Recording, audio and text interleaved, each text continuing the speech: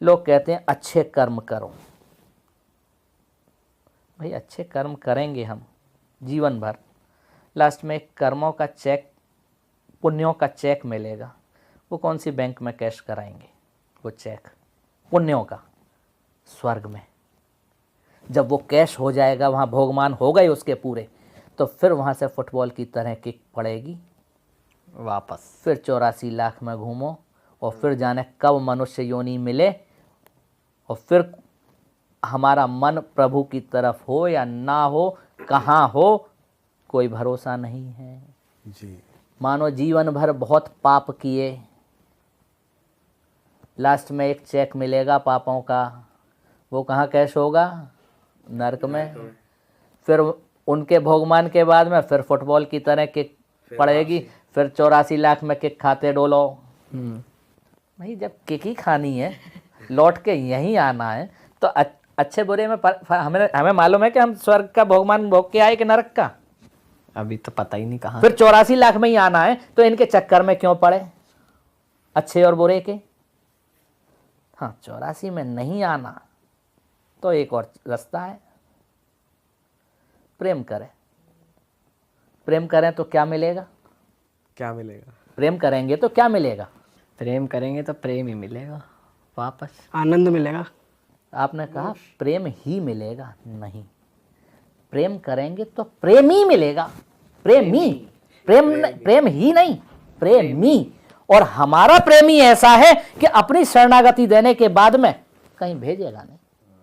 तो 84 लाख से बच गए। ब्रेकअप नहीं है उनसे, फिर उनके हो गया। 84 लाख से बच गए, फिर नहीं आना है फुटबॉल बनना, फिर तो उसी की शरण में रहना है। तो ना, हम तो यही कहते हैं सबसे, ना अच्छे के बुरे में चक्कर में पड़े, ना बुरे के चक्कर में पड़े, केवल विशुद्ध प्रेम करे अपने प्रेमी से। जो ये योनि अंतिम हो, इसके बाद में 84 में नहीं घूमना पड़े, उनकी शरण में, उनकी सेवा में लगे रहें, तब देह सफल है।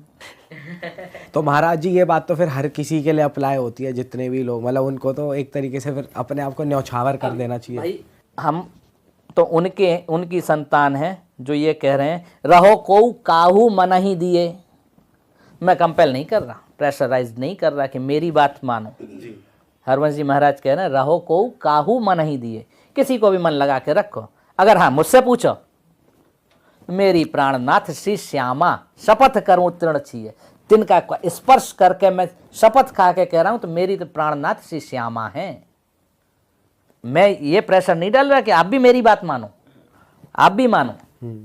हाँ, मैं मुझसे पूछो तुम्हारा झुकन कहाँ है, मेरी तो वहां है, मेरा तो और कोई नहीं, मैं किसी को जानता ही नहीं हूँ। वाह।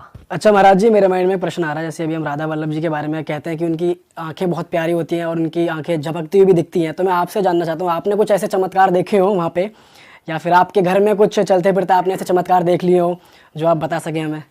देखो, हम सिद्ध तो हैं नहीं जो अपनी सिद्धाई का ढिंढोरा पीटें।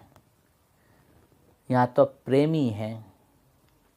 किसी प्रेमी से पूछो कि अपने प्रेमिका से मिलने के बाद में क्या सुख का अनुभव हुआ, कोई बताएगा?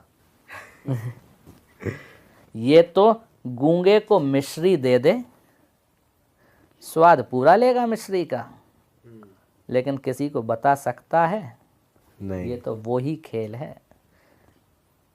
ये भक्ति है स्वांता सुखाए, अपने आनंद लेने के लिए, ना कि ढिंढोरा पीटने के लिए।